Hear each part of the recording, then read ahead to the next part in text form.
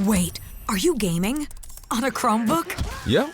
It's got a high-res 120Hz display, plus this killer RGB keyboard. And I can access thousands of games anytime, anywhere. Stop playing. What? Get out of here. Huh?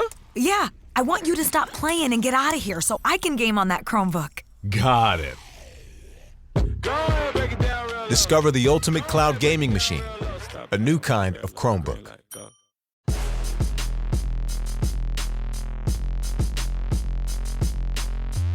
Whether you're just getting into your fitness journey or you've been working out for years, there's one important lesson that you'll hear time and time again. Nutrition is key. Yes, staying active is important and weightlifting is crucial to maintaining strength, but the foundation of a healthy lifestyle is fueling your body properly. Dr. Emily Lantz says a common nutrient that people focus on is protein. Our body uses protein from plants and animals, and most proteins that we eat are made up of amino acids, which are the building blocks of proteins. And there's 20 different amino acids that our body uses. 9 are essential, meaning our body can't make them. Lantz is an assistant professor in the Department of Nutrition, Metabolism, and Rehabilitation Science at the University of Texas Medical Branch. She says that while protein replenishes those 9 essential amino acids, it has many more benefits. Dietary protein helps build, maintain, and repair muscles. It also aids in bone health and hormone production. However, it can be difficult to calculate how much protein you need. The current recommended dietary allowance is 0.8 grams of protein per kilogram of body weight per day. Now that is also confusing because, we don't even use kilograms. We weigh ourselves in pounds here in the United States. So to break that down, for the average 150-pound adult, that's about 54 grams of protein a day. The calculation can also be converted to 0.36 grams per pound of body weight per day. But instead of thinking about our daily intake, Lantz believes we'd benefit more by tracking our protein at each meal, because our bodies don't store protein like they do other nutrients.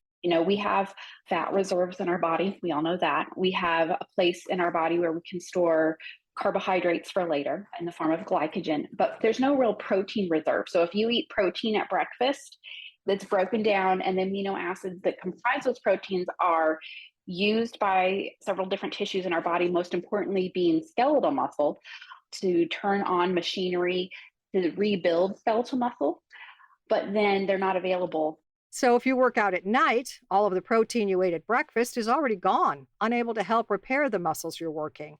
That's why Lantz says that including protein into all 3 meals in your day is the best way to optimize skeletal muscle health.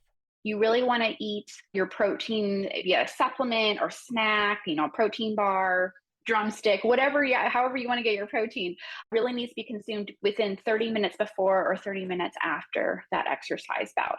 Making sure each of your meals has 25 to 30 grams of protein may seem daunting at first, but Lantz says it's not going to turn your meals into a buffet of chicken breasts and eggs. In fact, you may already be hitting the recommended amount without even thinking about it. For example, if you have a serving of a lean protein like fish or chicken or pork or lean beef, those will all provide between 25 to 28 grams of protein. So if you have a very moderate serving, so about the size of your palm of your hand or a deck of cards of lean animal protein, that's really sufficient to meet your protein needs for a meal. And while meat tends to have a high amount of protein per serving, people who are vegetarian or vegan still have great plant-based options. You just may have to be creative about your plate. Though both types of protein work for our body, Lantz says there is a difference between animal and plant sources. And what really differentiates plant and animal-based proteins is that animal-based proteins, the profile or the composition of amino acids in animal-based proteins more closely matches what our body needs. And there's also a difference in sort of the food matrix of plant and animal proteins, because we don't just eat a protein, we eat a whole food. So if we eat a steak, that's going to have primarily protein plus maybe some fat and a few micronutrients, versus a plant-based protein like a bean, which is going to have that protein, but there's also some other phytonutrients in the food matrix that can alter how our body is able to absorb the amino acids that are available. And so we actually use a scoring system to rank the bioavailability of proteins from plant and animal sources, as well as the amino acid composition. And so in that scoring system, animal-based proteins rank a little bit higher because they're a little bit more digestible and their amino acid composition. The term bioavailability refers to how much of the nutrient our body is able to absorb and use. Each food is ranked using the digestible indispensable amino acid score, created by the Food and Agriculture Organization. In that scoring system, animal-based proteins rank a little bit higher because they're a little bit more digestible and their amino acid composition more closely matches what our body needs. So animal proteins rank a little bit higher, but some plant sources like soy has a pretty good score, as well as pea protein is actually a pretty good source as well. So now that we've established how much protein you should be eating in a day, and that many of us are already hitting that number, let's talk about supplements. If the average healthy adult is already getting enough protein, who actually needs to be using these products? There's this growing consensus that for older adults, they might need a little bit more protein to support muscle health as they age. So what happens once we hit around 35 to 40, sort of approaching middle age, is that we start to lose muscle mass. So we really hit our peak muscle mass in really like 20s, 30s, and then we start to lose about 1% per year, or about 10% a decade, especially as you hit 50, 60, and then in your 70s, you really start to decline at 3 to 5% a year. And so what happens is, even though you step on a scale at 50, if you have a number there, that's your body weight. If you step on a decade later and you weigh the same amount, your body composition is starting to shift, where you have a decrease in your muscle mass and an increase in fat mass. So for adults 65 and older, Lantz recommends a daily protein intake of 1.2 grams per kilogram of body weight versus the standard 0.8. If people find it difficult to hit that higher protein amount with just their diet, that might be a time when protein supplementation would be appropriate. And so it's not necessarily a recommendation. It just, for some people, maybe they have trouble finding, because of satiety or dentition issues. And so protein supplementation could be appropriate, but it also is not necessary if they're able to get it through their diet. And physical activity is, especially as we age, is just as important as our diet. So if we're not moving, if we're not doing resistance exercise, it becomes more difficult to maintain our muscle mass and function. Whether you get all of your protein from your diet or supplement it through powders and shakes, it's still just one of many nutrients that we need to function properly. Since it plays such a large role in muscle development, fitness communities tend to really focus on protein in particular. But Lantz says you don't have to go overboard with your protein intake. In fact, the key to a healthy lifestyle and diet is balance. This segment is part of our new series called Kitchen Chemistry, where we do a deep dive into common ingredients many of us eat every day. You can find more information about kitchen chemistry, Dr. Emily Lantz, and all of our guests on our website, radiohealthjournal.org. For more behind the scenes, follow Radio Health Journal on Facebook, Instagram, and X. Our writer-producer is Kristen Farah. Our production manager is Jason Dickey. I'm Nancy Benson.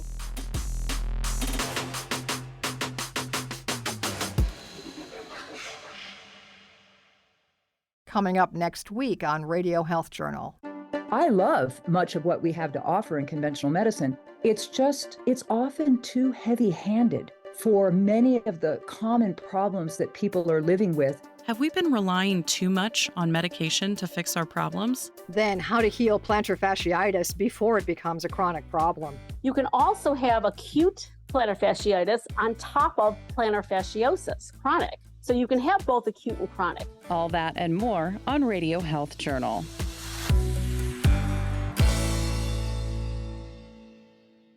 I'm Elizabeth Westfield, host of Radio Health Journal.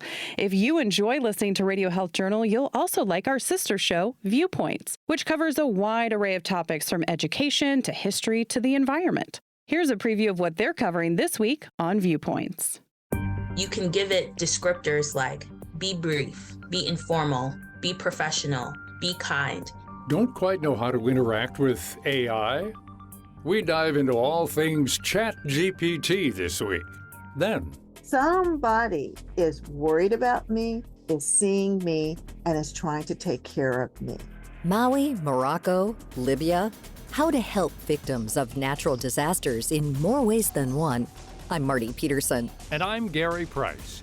These stories in depth this week on your public affairs magazine, Viewpoints. Listen to Viewpoints on your favorite radio station, iTunes, and Stitcher. And that's Radio Health Journal for this week. Follow us on Twitter, Facebook, and Instagram to learn more. And check Apple Podcasts, Google Play, and Spotify for a library of past programs. Plus, you'll always find previous segments and information about our guests at radiohealthjournal.org. Join us again next week for another edition of Radio Health Journal.